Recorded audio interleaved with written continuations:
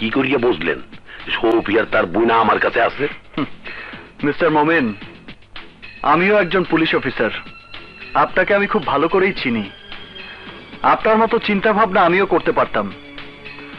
তাছাড়া কারো পরিচয় ফাঁস করার জন্য 5 লাখ টাকা অনেক বেশি। ফাও হিসেবে তাদের আটকে রাখার দায়িত্ব আপনি নিয়েছেন বলে আমার সন্দেহ হয়েছিল, আর তাই আপনার স্ত্রী আর সন্তানকে জিম্মি করে শফিকে কোর্টে আনতে আপনাকে বাধ্য করেছি। পুলিশ হইয়া আমরা একে অপরের স্ত্রী সন্তানে জিম্মি করি, তাই আমাকে সন্ত্রাসীর মধ্যে পার্থক্য রইল? অনেক পার্থক্য আছে মিস্টার মোমিন।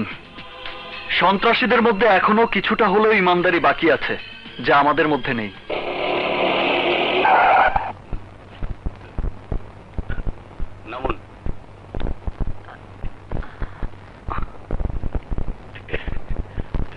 যান, স্ত্রী সন্তানকে নিয়ে বাড়ি যান। থ্যাংক ইউ স্যার, কিন্তু যাওয়ার আগে একটা কথা বইয়ে যাই। চাল আপনি যতই চালেন এই কেসে আপনি যেতে পারবেন না। সদগর উপর মহলে তদবির করিয়া আপনি ট্রান্সফার অর্ডার করাইছে। যদি এই খেলায় জিততে চান তো আজকের মধ্যে এই খেলা শেষ করতে হইবে। স্যার, আরে আল্লাহ, আরে আল্লাহ, মাইয়াটা হয়েই গেছে। থ্যাংক ইউ ভাই। ঠিক আছে, কাগো পাল্লায় বসালাম, ওটা দেই মাঝখানে বহ। এই তালা দেই, শেষ করিয়ে না। মাননীয় আদালত, আমার আদালতের কাছে অনুরোধ, পরবর্তী শুনানির জন্য নতুন করে তারিখ ধার্য করা হোক। না ইওর অনার, না।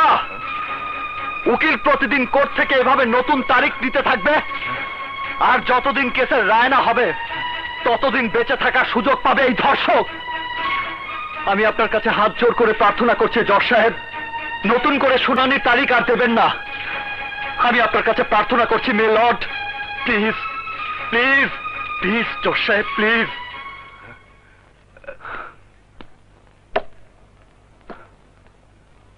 আমি জানি এই মামলায় আর কোনো কথা বলার অধিকার আমার নেই, কারণ আমার ট্রান্সফার হয়ে গেছে। শুধুমাত্র এই জন্য যে আমি পুরো নিষ্ঠা এবং সততার সাথে আমার দায়িত্ব কর্তব্য পালনের চেষ্টা করেছি।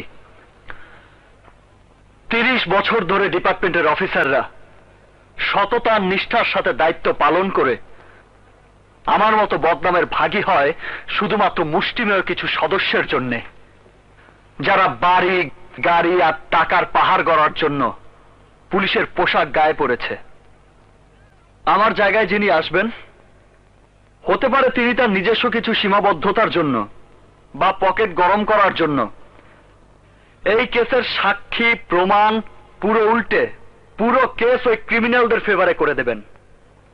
আলিয়ার তার স্ত্রীকে হয়তো উল্টো সাক্ষী দিতে বাধ্য হতে পারে, যার ফলে এরা হয়তো আইনকে ভয় পাবে, নয়তো আইনের প্রতি ঘৃণা নিয়ে বেঁচে থাকবে, আর নয়তো ওদের পাগল বানিয়ে রাস্তায় লোকজনের সামনে উলঙ্গ ঘুরতে বাধ্য করবে ওই সদাগর আর তার লোকজন।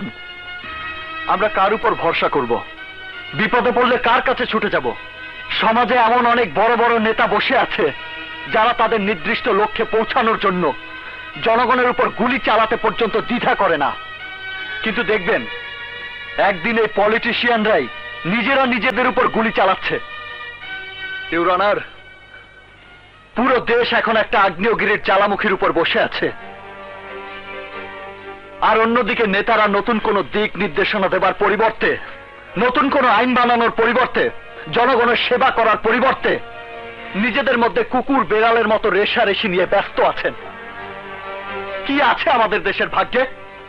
কি হবে এই বাংলাদেশের? এদেশের জনগণের দায়িত্ব কে নেবে? এদেশের জনগণ এখনো নেতাদের চাইতে বেশি বিশ্বাস করে এই দেশের আইনকে।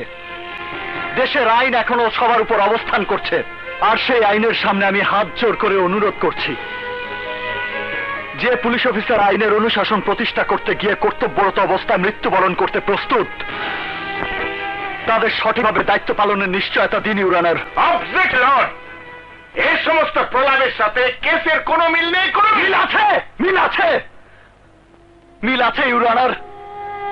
আমি আদালতে যা বলেছি তাই এদেশের বাস্তবতা। নাবালিক ধর্ষণ, শিশুদের উপর অত্যাচার, মহিলা ধর্ষণ, তাদের উপর নগ্ন হামলা, তাদের মুখে এসিড ছুঁড়ে মারা এদেশের কঠিন বাস্তবতা। আর তা নিয়ে কারো কোনো মাথা ব্যথা নেই। ইউর অনার, যাদের উপর অত্যাচার হয়, নগ্ন হামলা হয়, তারা হয় ভয় পেয়ে মামলা করতে চায় না, আর মামলা করলেও আইনের মার প্যাচ, ঘুষের টাকা, পুলিশি হয়রানির কারণে তারা কেস চালাতে ব্যর্থ হয়। নয়তো টাকার ক্ষমতার সামনে কেসের তদন্তই বন্ধ হয়ে যায়। উল্টো তারা হামলার শিকার হয়, তাদের উপর ইনকোয়ারি হয়, কিন্তু সেই ইনকোয়ারির ফলাফল অনুযায়ী কোনো কাজ হয় এমন ঘটনা এদেশের মানুষ গল্প উপন্যাসেও পড়েনি। সমস্ত সাক্ষী আদালতে এসে তাদের সাক্ষ্য বদলে দেয় কেন? কোর্টে কেস এত লম্বা সময় ধরে চলে কেন? কোর্ট ও পুলিশের চক্করে পড়ে যারা কেস করেন তাদের বাড়ির মেয়ের বিয়ের বয়স পার হয়ে যায়, আর যদি স্ত্রী হয় সে বুড়ি হয়ে যায়, আর যে বুড়ি সে মরে যায়। এমন কেন হচ্ছে জজ সাহেব? এসব নাটক তখনই বন্ধ হবে যখন কেস উঠবে এক আদালতে, একদিনই হবে শুনানি, কোর্টে সাক্ষ্য হবে একদিন, এবং সেই দিনই হবে কেসের রায়, সেই দিনই হবে সাজা। তারপর না কোনো আপিল, না কোনো দ্বিতীয় তারিখ, আর না কোনো দ্বিতীয় আদালত। আর তাই আপনার কাছে আমার অনুরোধ, এই কেসের রায় শোনানোর পর আপনি আদালত মুলতবি ঘোষণা করুন your honour. Please please your honour.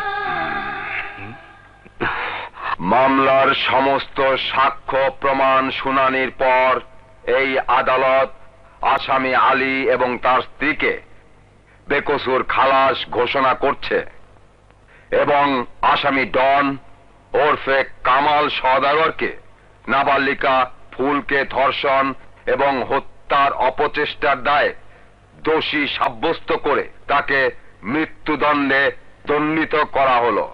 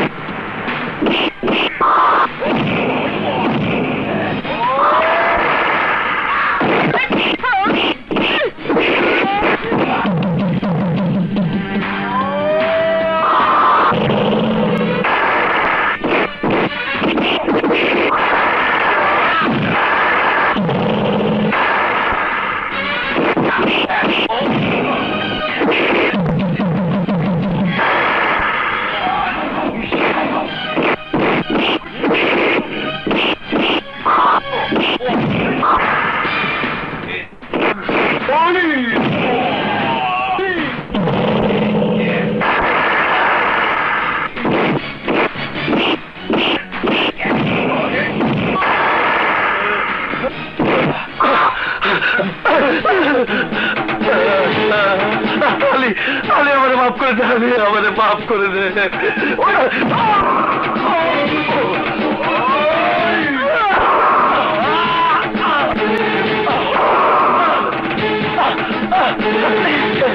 আমাদের মাফ করে দে বোন।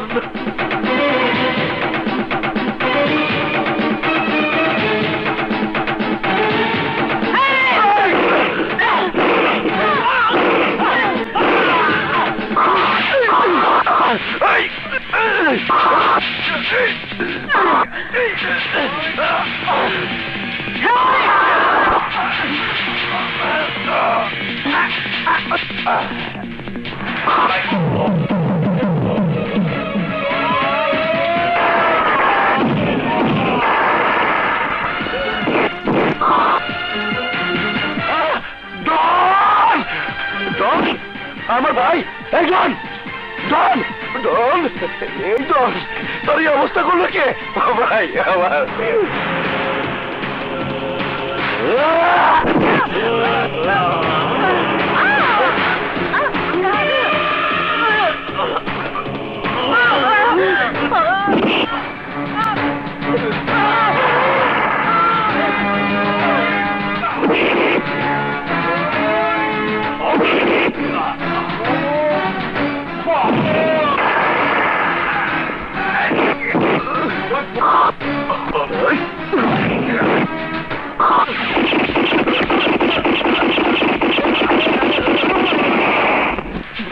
তুই আমারে আখিরাত দেখা দিলি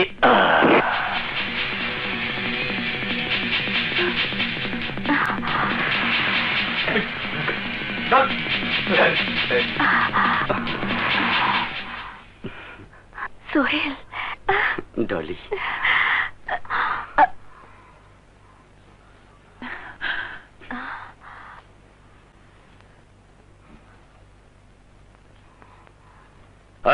লাস্ট পোস্টমর্টমের ব্যবস্থা করো। মিস্টার সংগ্রাম, আজ তুমি যে সাহসিকতার পরিচয় দিয়েছ পুলিশ ডিপার্টমেন্ট সারা জীবন তা মনে রাখবে।